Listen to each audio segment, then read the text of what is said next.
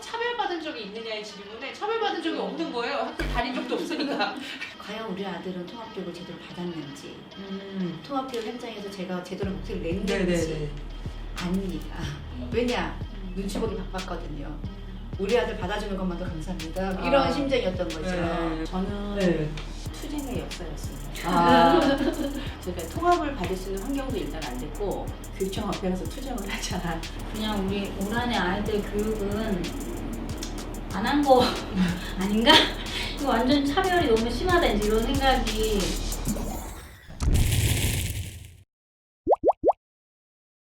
네, 안녕하세요. 오늘은 장애인 등에 대한 특수교육법, 이제 일명 장특법이라고 저희가 계속 얘기를 하면 좋을 것 같아요. 장특법에 대한 이야기를 하려고 하는데요. 지금 이제 코로나19 상황이 점점 더 심해지고 있고, 저는 이게 내년에도 거의 비슷하게 가지 않을까 좀 싶긴 한데, 어떻게 지내고 계신지, 그리고 특수학교 현장의 상황은 어떤지. 제 아이는 지금 뇌병변 장애랑 지적 장애를 다 중증으로 가지고 있어서 집에 있으면서 짜증이 일단은 기본적으로 들고요. 성격이 변하더라고요.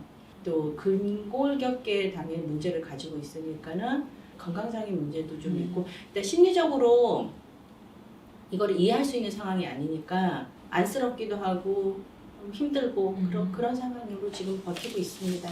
근데 저도 저희 이제 노들장애인 야학 같은 경우에도 이렇게 중증의 발달 장애인과 그 정신적 장애인과 신체적 장애인 학생분들이 다 계신데, 이제 줌 수업을 이제 조금 시도해보고는 있거든요. 시도는 한번 해보고는 있어요. 근데 그래서 대부분 잘 안 되고 있습니다. 그래서 처음에는 야학에 다 오셔서 온라인 수업을 진행했어요. 그러니까 비대면과 대면이 섞여있는 비장애인 중심의 일반 학교에서는 줌 수업을 시행하고, 또 거기에 또 다른 고충도 있겠지만, 또 특히 특수학교 현장에서는 더 어려움이 있을 수밖에 없을 것 같아요.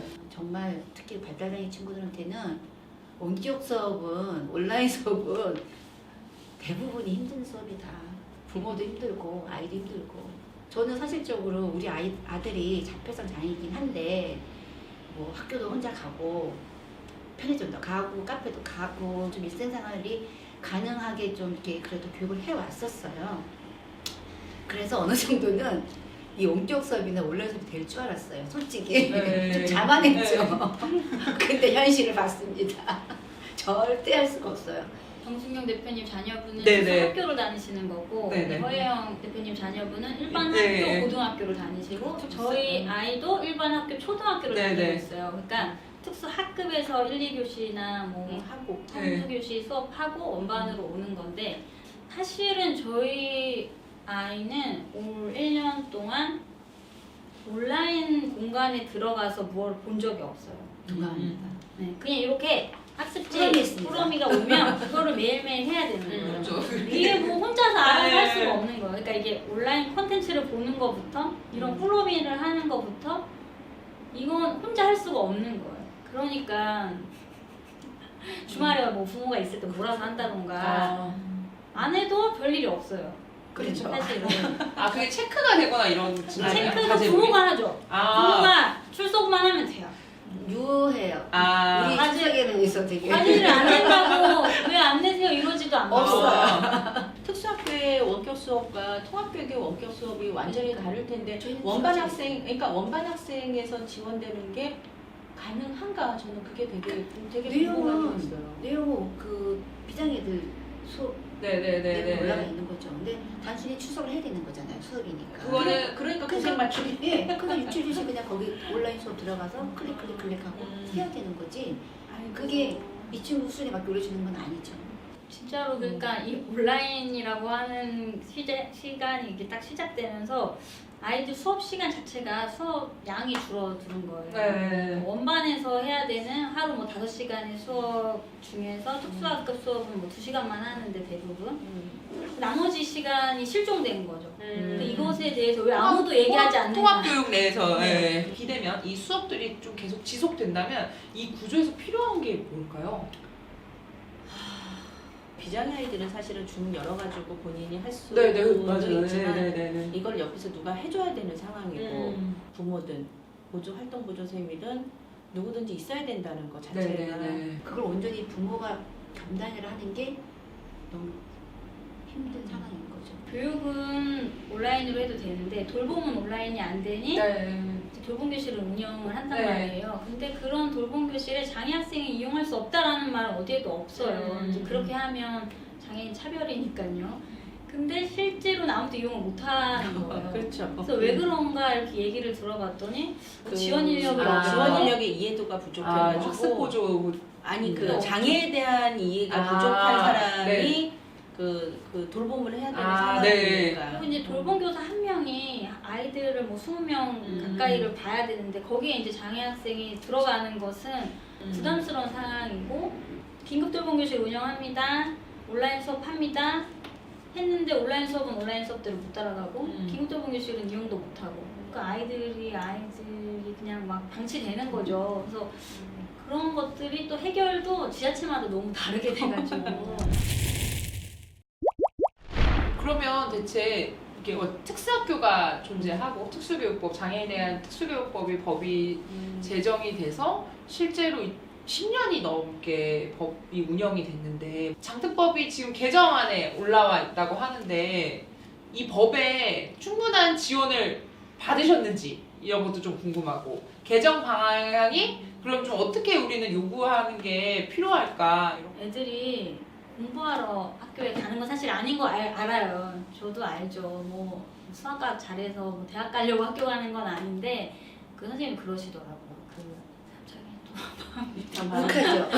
울컥.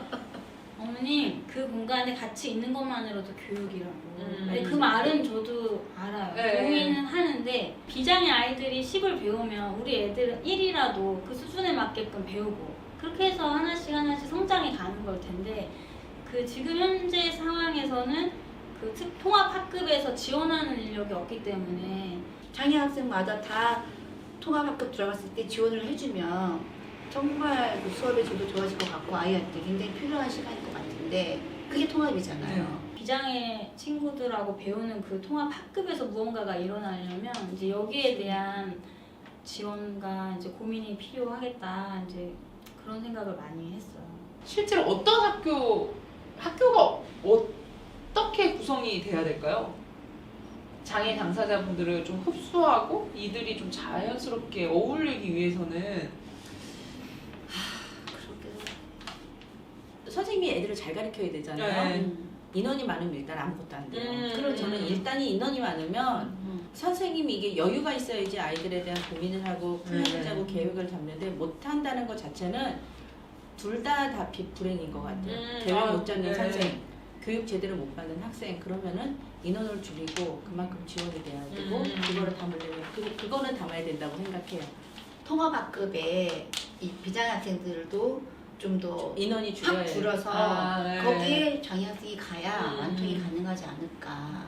그러니까 이제 중고등학교를 갈수록 너무 어려워지고 우리 아이들이 같이 지내야 되는 친구들이 어쨌거나 성적을 잘 받아야 되고 또 이제 입시에 향해서 가는 그 친구들에게 이 친구하고 그러니까 장애 친구하고 함께 지내는 게 중요하다라고 우리가 얼마나 교육하는가 이제 그러지 않는 거죠. 틈도 없는 거죠. 네, 그런 말할 수 그럴 있는. 틈도 없죠.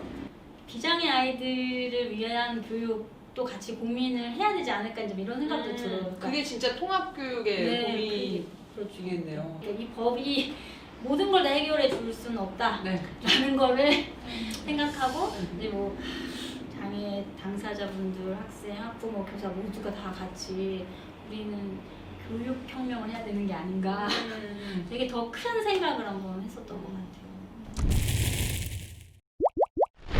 저희 아들은 그냥 뭐 돈도 벌고 싶어 하고 흔한 말로 대학도 가고 싶어 하고 취업도 하고 싶어 하고요. 운전면허도 따고 싶어 하고요. 하고 싶은 게 많은 청년이네. 네. 근데 현실은 아니잖아요.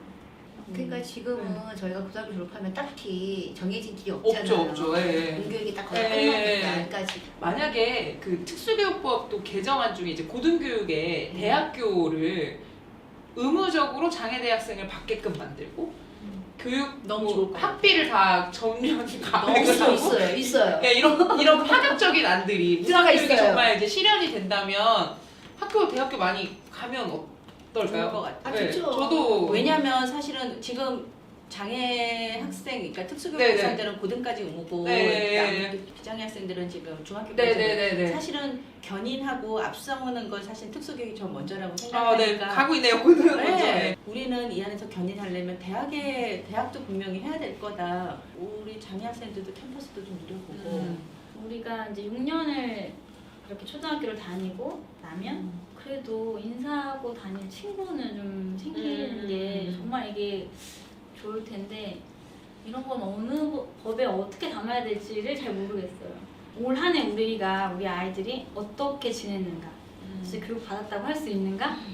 그렇지 않다라고 저는 생각하거든요. 그래서 뭐 법 개정에 필요한 내용들이 잘 제정되는 것도 필요하겠고 2021년도에 우리 아이들이 교육을 어떻게 받을 것인가 그것에 좀 목소리 내고 같이 활동했으면 좋겠습니다. 내년에는 좀 더 따끔하게 다그치는 걸로. 법안을 실제로 집행하고 이렇게 하는 교육부 담당자들이나 이렇게 이해들에게 좀 더 우리의 요구안을 좀 더 확실하게 전달하고 또 열심히 싸우는 해들이 되었으면 좋겠고 잘 이야기 너무 잘 들었던 것 같고 또 장판 고추장 많이 구독해 주시면 좋을 것 같은데 제가 뭐 장판 고추장? 좋아요. 네. 그럼 제가 장판 고추장 하면 구독과 좋아요 이렇게 하면서 마무리할까요? 네. 네. 장판 고추장 구독과 좋아요.